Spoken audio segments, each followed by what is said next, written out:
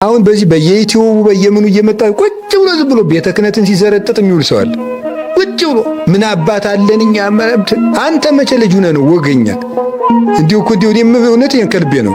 እሱ አይሰራም፣ ስጋው ደግሞ አይቀበልም፣ አይጸልይም።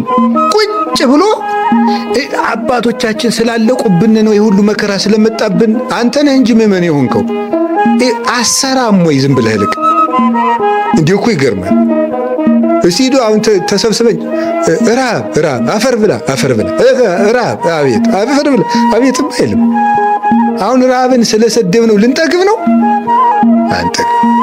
ስራ ነው ዘመዶች፣ ስራ ነው ዋናው። የተግባር ሰው መሆን የድርሻችን እንዲች ማድረግ ነው። የጀመርናትን መድኃኔዓለም ይባርካል። አብሮና ያለ ሩቅ አይደለም። ደሞስ እንደው ክርስቶስ ቤተክርስቲያንን ሽጧታል ማለት ትዕቢት እኮ ነው። ትቷል። ቄሶቹ ስለበደሉ፣ ጳጳሶች ስለበደሉ ክርስቶስ ጥሎን ሄዷል። ወዘተርፈ የት ነው የሚሄደው? እስከ ዓለም ፍጻሜ አለሁ ብሏል። ደግሞስ ለምእመናን የሚራራ እግዚአብሔር ለጳጳሳት ለካህናት አይራራም እንዴ? አይራራም? እንዴት አይራራም? እነሱ በጎቹ አይደሉም እንዴ? እና ስራ እንስራ።